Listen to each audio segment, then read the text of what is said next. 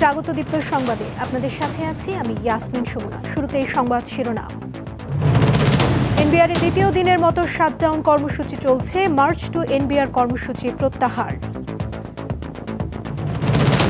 পাকিস্তানের 4টি প্রদেশে ভারী বৃষ্টি, বন্যায় 2 দিনে 32 জনের প্রাণহানি, ক্ষয়ক্ষতি ব্যাপক। নারী এশিয়ান কাপের বাছাই পর্ব আজ, লড়বে বাংলাদেশ ও বাহরাইন, ম্যাচ সন্ধ্যা 6:30টায়।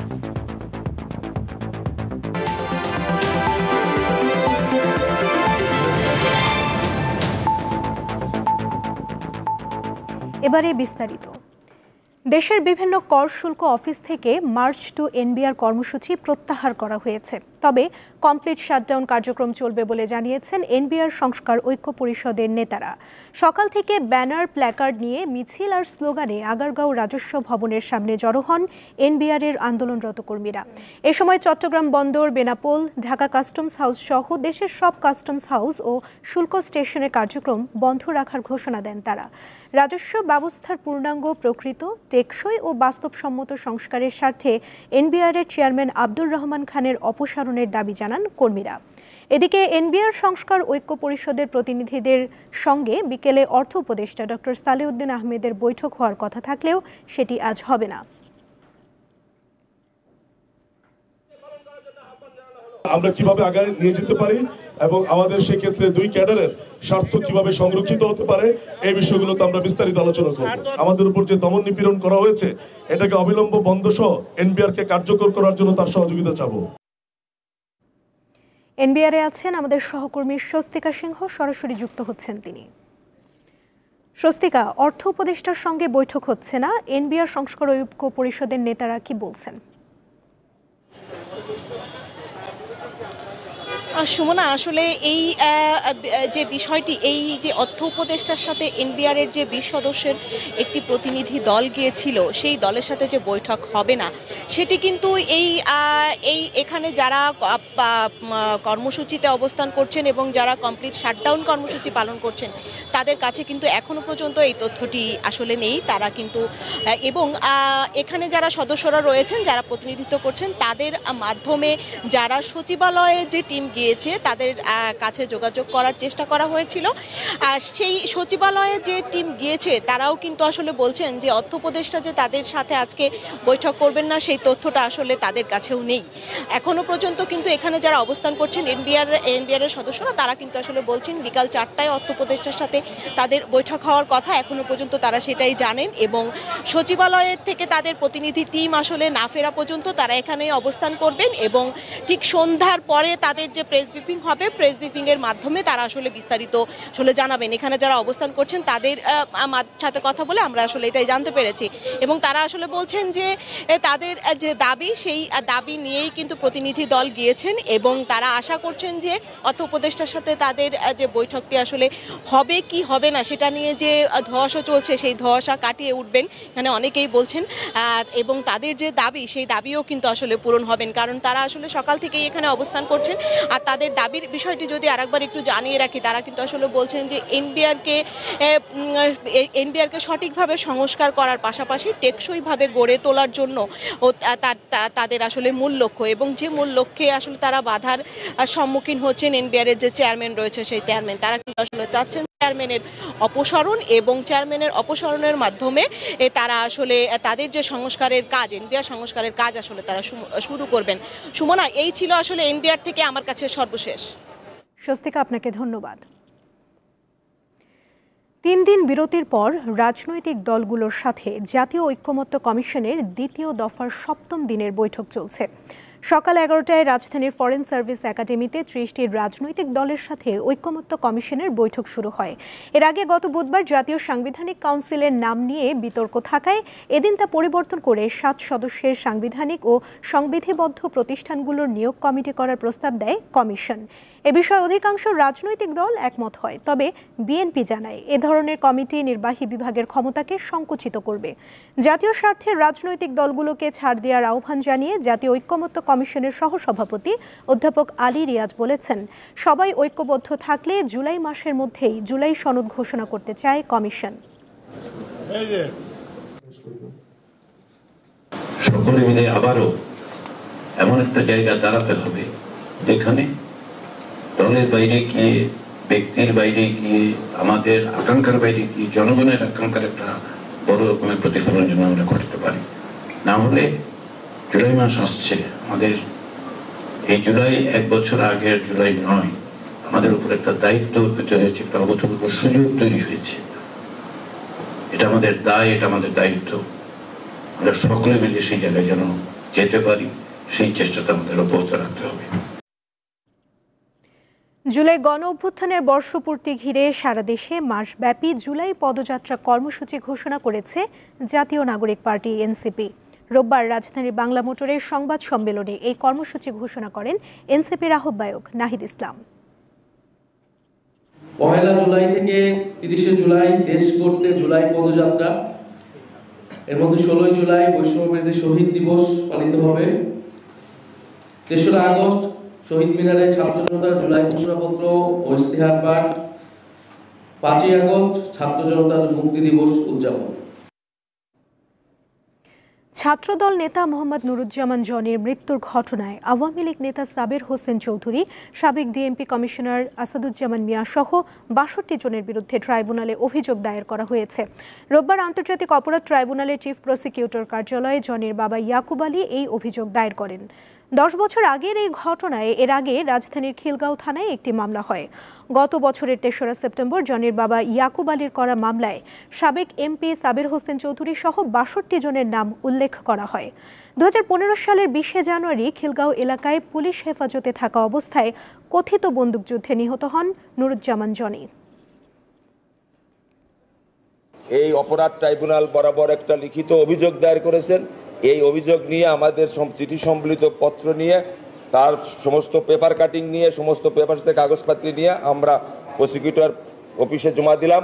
ওনারা রিসিভ করেছেন এবং ওনারা বলেছেন আমরা এটা ন্যায় বিচারের জন্য অপরাধ তদন্ত যে সংস্থা আছে, আন্তর্জাতিক অপরাধ তদন্ত, তাদের কাছে ওনারা পাঠাবেন এবং দ্রুত ন্যায় বিচার পাবে বলে আমরা আশা করি। রাজধানীর উত্তরার আজমপুর মোড়ে ট্রাক চাপায় 3 জন নিহত হয়েছে। শনিবার রাত 3টার দিকে এই দুর্ঘটনা ঘটে।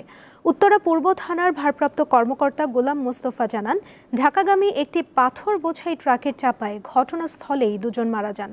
আহত অবস্থায় হাসপাতালে নেয়ার পর আরও একজনের মৃত্যু হয়। নিহতরা হলেন আহসানুল্লাহ বিজ্ঞান ও প্রযুক্তি বিশ্ববিদ্যালয়ের শিক্ষার্থী অমিত, ব্যবসায়ী নাসিমুল হক ও জাবেদ আলী। ঘাতক ট্রাকটিকে জব্দ করা হয়েছে। নিহতদের মরদেহ ময়নাতদন্তের জন্য শহীদ সোহরাওয়ার্দী মেডিকেল কলেজ হাসপাতালের মর্গে রাখা হয়েছে।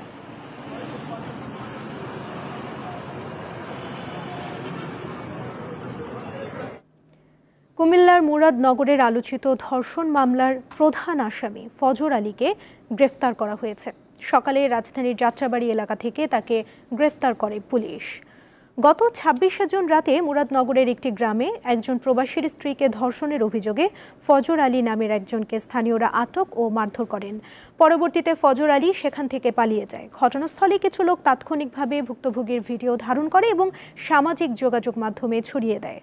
গত শুক্রবার এই ঘটনায় বাদী হয়ে মুরাদনগর থানায় ধর্ষণ মামলা করেন ভুক্তভোগী। ভিডিও ছড়িয়ে দেওয়ার অভিযোগে আরও 4 জনকে গ্রেফতার করা হয়েছে। তারা হলেন অনিক, সুমন, রমজান এবং বাবু। মামলার প্রধান আসামি ফজর আলী সহ সবাই মুরাদনগরের পাঁচকিত্তা এলাকার বাসিন্দা। এদিকে এই ঘটনার জন্য স্থানীয় আওয়ামী লীগ নেতাকর্মীদের প্রশ্রয়দাতারা বলে অভিযোগ করেছেন স্থানীয় সরকার উপদেষ্টা আসিফ মাহমুদ সজীব ভুঁইয়া। শনিবার রাতে নিজের ফেসবুক আইডিতে এক পোস্টে এই অভিযোগ করেন তিনি।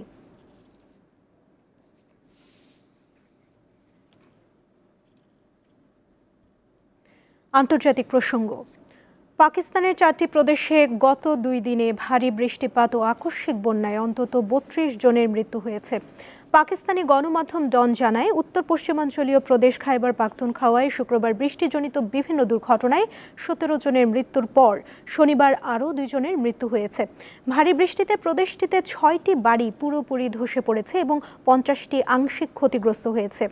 এছাড়া পাঞ্জাবে ভারী বৃষ্টির মধ্যে বিভিন্ন দুর্ঘটনায় 3 শিশুসহ 5 জনের মৃত্যু হয়েছে আর আহত হয়েছে আরও অন্তত 20 জন। বেলুচিস্তানে আকস্মিক বন্যায় একই পরিবারের 4 জন মারা গেছে। অন্যদিকে করাচিতে শনিবার পৃথক 2টি দুর্ঘটনায় মারা গেছে 4 জন। লিয়ারিতে ছাদ ধসে 2 জন এবং বিদ্যুৎ স্পৃষ্ট আরও 2 জনের মৃত্যু হয়েছে। পাকিস্তানের আবহাওয়া অফিস জানিয়েছে শনিবারও দেশ জুড়ে ভারী বৃষ্টি অব্যাহত ছিল এবং আগামী কয়েকদিন একই আবহাওয়ার পূর্বাভাস রয়েছে।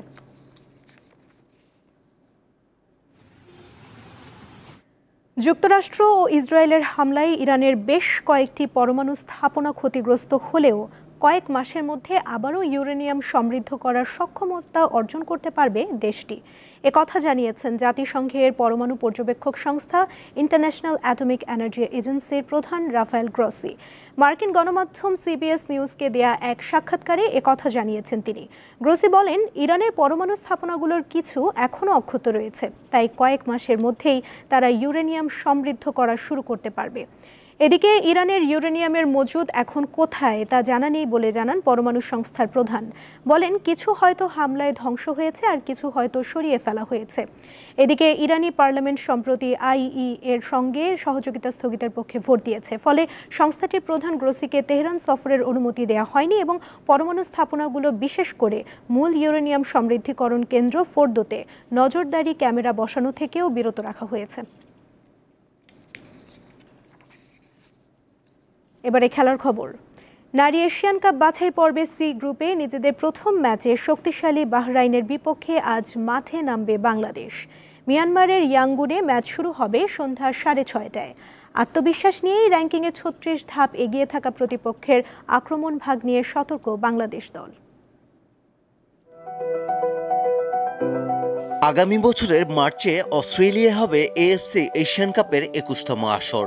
22 দলের সেই লড়াইয়ে আয়োজক অস্ট্রেলিয়া ছাড়া 2022 সালে এই প্রতিযোগিতায় চ্যাম্পিয়ন চীন, রানার্স আপ দক্ষিণ কোরিয়া ও তৃতীয় হওয়া জাপানের অংশগ্রহণ নিশ্চিত। আর বাছাইয়ের 8 গ্রুপের সেরা 8 দল পাবে মূল পর্বে খেলার টিকিট। 23 জুন শুরু হওয়া এএফসি নারী এশিয়ান কাপ বাছাইয়ে বাংলাদেশের ম্যাচ 29 জুন থেকে। মিয়ানমারে সি গ্রুপের খেলায় বাংলাদেশের 3 প্রতিপক্ষ মিয়ানমার, বাহরাইন ও তুর্কমেনিস্তান। এশিয়ান কাপ বাছাই টুর্নামেন্ট খেলতে বাংলাদেশ দল এখন মিয়ানমারে। প্রথম ম্যাচে বাহরাইনকে মোকাবেলা করবে বাংলাদেশ। বর্তমান ফিফা র্যাঙ্কিংয়ে বাহরাইন 92 ও বাংলাদেশ 128তম অবস্থানে। র্যাঙ্কিংয়ে 36 ধাপ এগিয়ে থাকা প্রতিপক্ষের আক্রমণ ভাগ নিয়ে সতর্ক দল।